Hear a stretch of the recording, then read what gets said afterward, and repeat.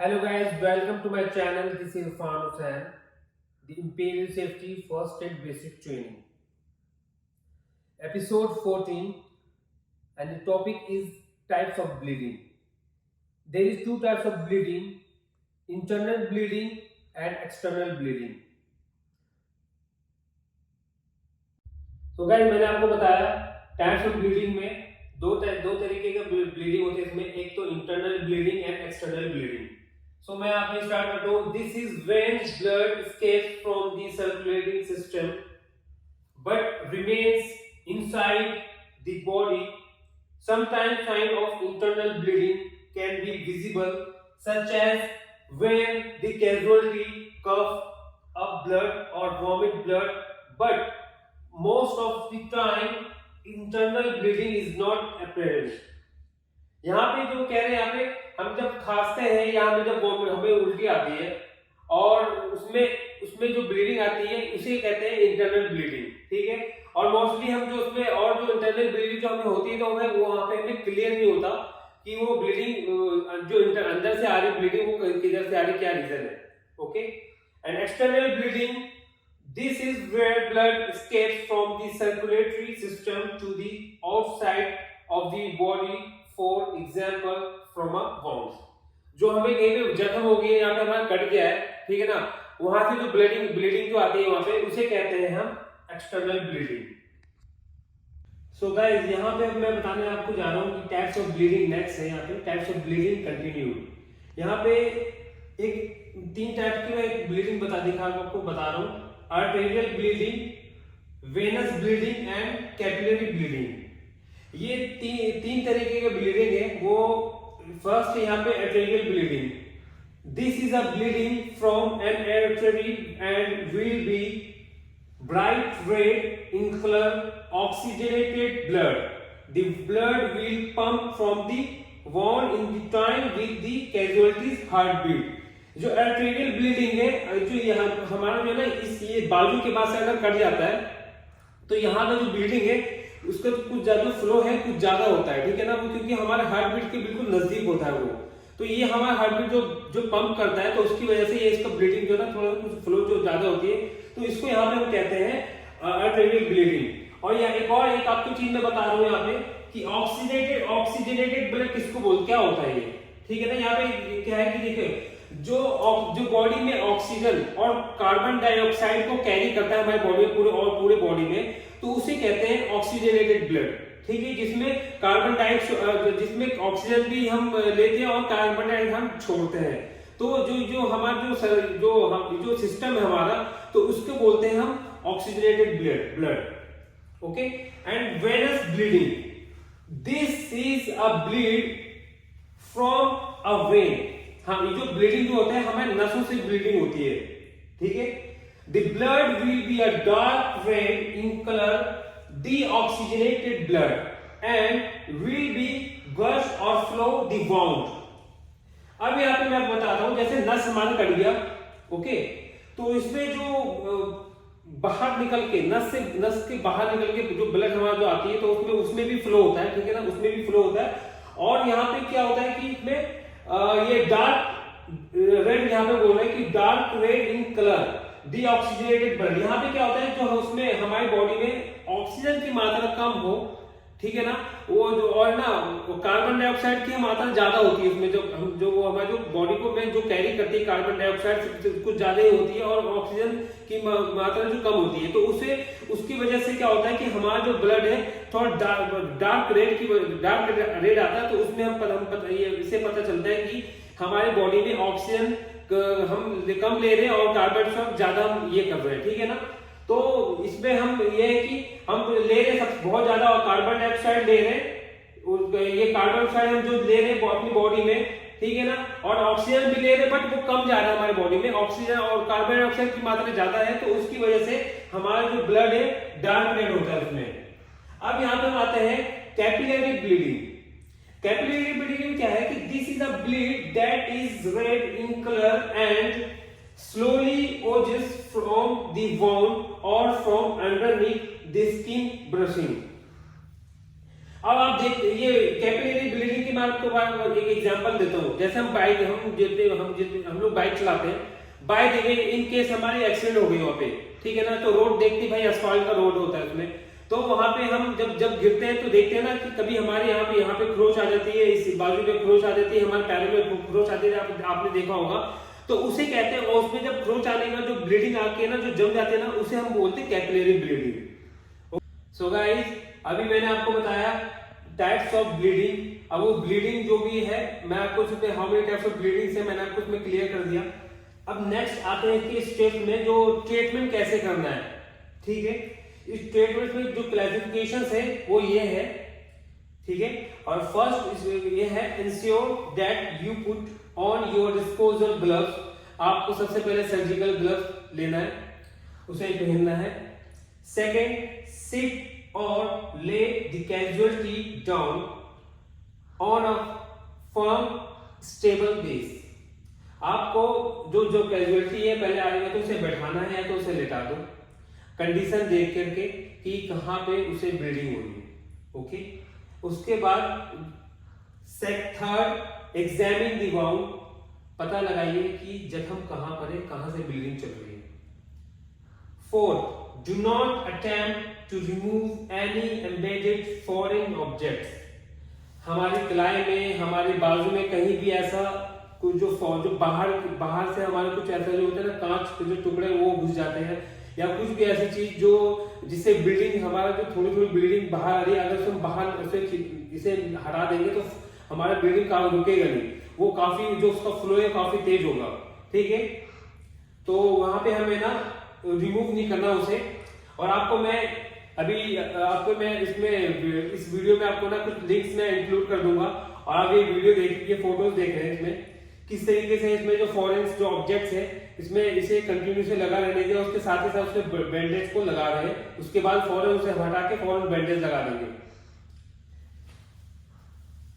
Fifth, apply direct pressure on the wound to try and stem the bleeding. जो भी मैंने आपको बताया, हमारे हाथ में कुछ ऐसा, फॉर एग्जांपल ये हमारा कांच का टुकड़ा है, ये हमारे हाथ बाजू में लग गया, ठीक है ना, और ब्लीडिंग चल रही है, तो हमें साथ ही साथ हमें ना जो स्टेराइल जो बैंडेज जो ड्रेसिंग होती है, हम फौरन उसे रेडी रहेंगे लेकर, जैसे हटाएंगे वैसे फौरन उसे हम उसे दबा देंगे, उसे ना ड्रेसिंग कर देंगे, okay. 6, dress the wound with a sterile dressing, जो भी मैंने आपको बताया। And the last 7, if the blood sits from the first dressing, then apply a second dressing directly over the top of the first one.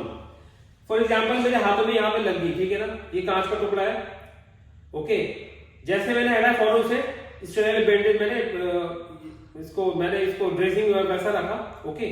और लगाने के बाद मैं सोचा कि ब्लीडिंग रुक जाएगी, ठीक है ना, ब्लीडिंग रुकी नहीं यहाँ पे, और वो जो बैंडेज है उसे हमें दिख रहा है कि ब्लीडिंग बाहर आ रही है, दिख रहा है, ठीक है ना।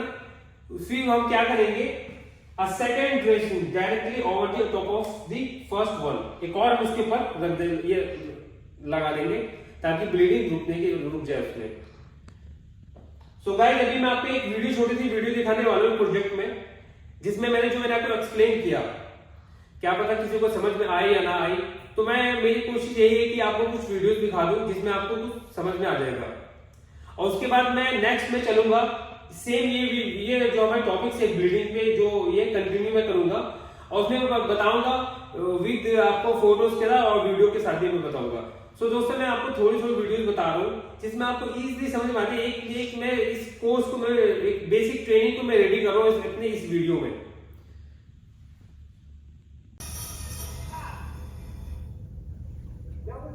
Arterial bleeding in the workplace. In this setup, what we saw is a person who really probably should have used something to help put the wood through, but the problem was it was inconvenient, which is so common. Puts it down, uses his hand, but slips. Sir, I'm going to go ahead and replace your hand with this 4x4. Ready? Go ahead and change it out. Now we saw that it was obviously pulsating. Go ahead and put pressure on that right there. There you go. He puts direct pressure himself. He can assist as long as he's conscious and not losing responsiveness. I can see that it's already leaking through, so I don't take the first one away and go ahead and cover that now, and I put a second one on there. It puts firm pressure. Getting it above the heart was something that we used to teach, but again, if they're not comfortable doing that, it's more important to put the direct, another fresh bandage. Here's a 5x9, go ahead and put direct pressure there. And now we see that it's not leaking through this 5x9 bandage. If we could not control this arterial bleeding, we might move to a proper tourniquet device.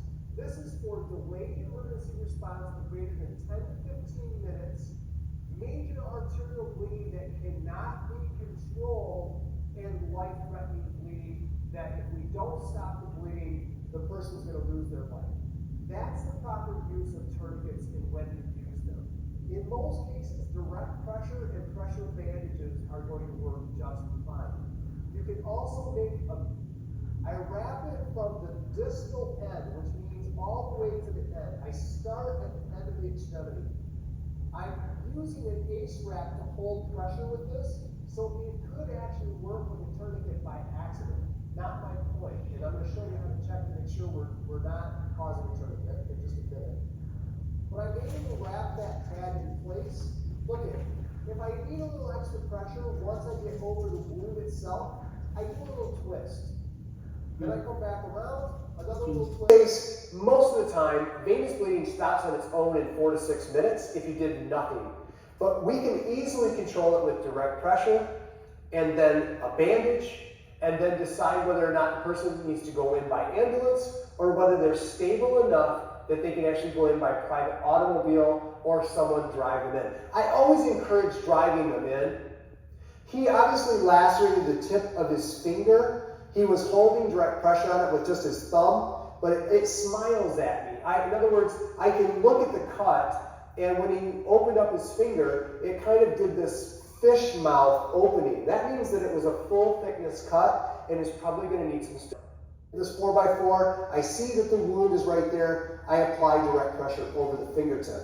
There's blood because he's been holding it for a while, and a little bit of blood goes a long, long ways. So what looks like a massive amount of blood might just be that the red blood cells have smeared around, dripped, and don't be distracted by that. But you might take another bandage and kind of dry that off. Ask Band-Aid.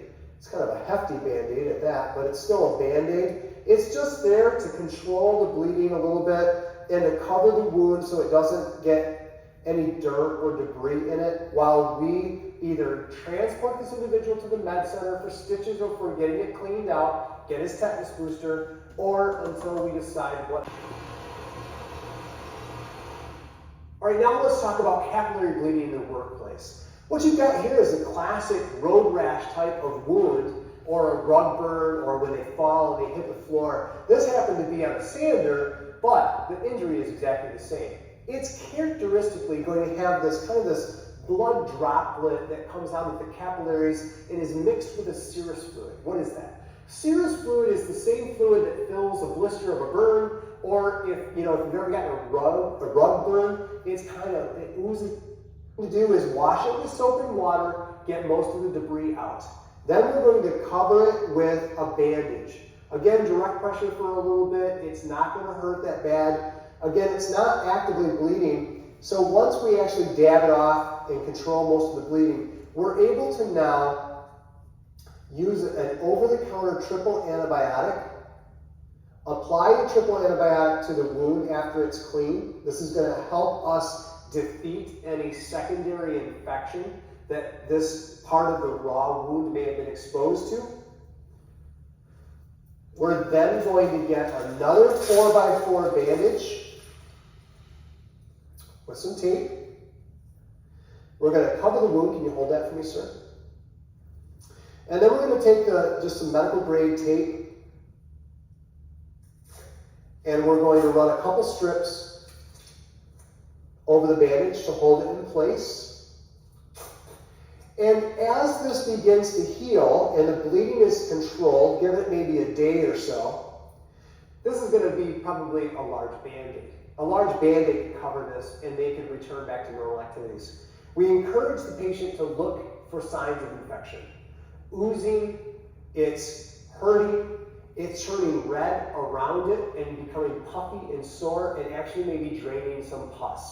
That needs to be seen at the med center or the ER. We don't want this to get so bad that they develop a serious infection that... guys, आपने हमारे video को देखा इस project में, मैंने आपको theory भी बताया और आपको मैंने वीडियो भी दिखाया किताब की, आपको इजीली समझ में आ जाए। आप तक जो मैं ये इस वीडियो को, इस ट्रेनिंग को, बेसिक जो ट्रेनिंग मैं इस वीडियो में आपको जो दिखा रहा हूँ, इजी तरीके से कोशिश करो कि आप लोग को इजी तरीके से आ जाए। और इसमें जो टाइप्स ऑफ ब्लीडिंग जो कंटिन्यू है उसे कैसे रोकते हैं, आर्टेरियल, वेनस, कैपिलरी ब्लीडिंग को। और आप सो गाइस, ये था हमारा वीडियो जो मैंने इसको लास्ट किया और फिर मैं नेक्स्ट एपिसोड में मिलूंगा, उसमें ये वीडियो ये हमारा टॉपिक जो है कंटिन्यू होगा और इसे मैं कंप्लीट करूंगा। सो गाइस, आपने मेरे चैनल को सब्सक्राइब नहीं किया, हमारे चैनल को सब्सक्राइब करें, वीडियो को लाइक एंड शेयर करें। फिर मिलते हैं एपिसोड 15 में। Bye bye.